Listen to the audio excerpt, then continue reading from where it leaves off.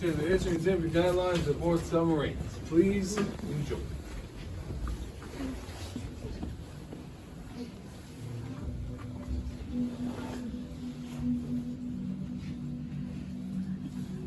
Hi, my name is Molly, and I'm a tour guide here at the Intrepid Museum. You're about to explore the former USS Growler, a guided missile submarine that served during the Cold War. I'd like to share some background on Growler to prepare you for your visit and give you a better understanding of this submarine's significance. By the time I'm finished, you'll be ready to enter the submarine. Growler served with the U.S. Navy from 1958 through 1964 during the height of the Cold War between the United States and the Soviet Union. Growler represents an early effort by the Navy to use submarines as launch platforms for nuclear missiles. Growler carried 4 Regulus I cruise missiles. The Regulus I missile was essentially a radar-guided jet aircraft that carried a nuclear warhead. Each missile had a maximum range of 500 miles and was powerful enough to destroy an area as large as New York City. Growler was a key part of the United States nuclear deterrence strategy. The United States believed that the threat of nuclear weapons lurking offshore would deter the Soviet Union from launching a strike against the United States. To accomplish this mission, Growler patrolled off the Soviet Union's Pacific coastline, staying hidden below the surface as much as possible. The crew stood ready for an order to fire the submarine's nuclear weapons at targets in the Soviet Union. To launch the missiles, Growler needed to be on the surface like it is right now.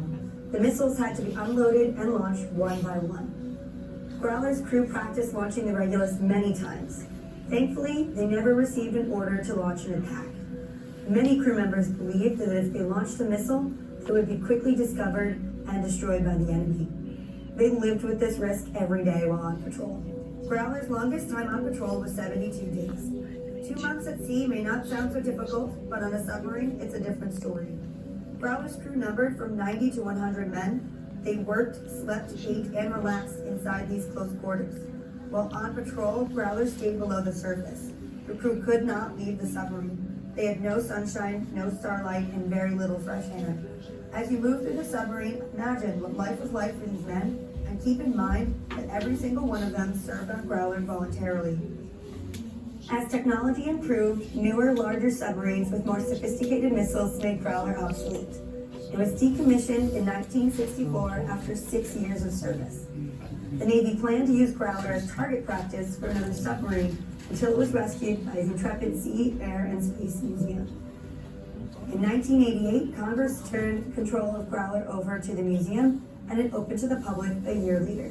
Growler is now the only U.S. Navy missile submarine open to the public. It is remarkably intact from its Navy service and retains most of its original features. We ask for your help in preserving this historic vessel. Please do not touch anything inside the submarine and do not bring in food or drinks. You'll be entering momentarily. Staff inside the submarine will be happy to answer any questions you have.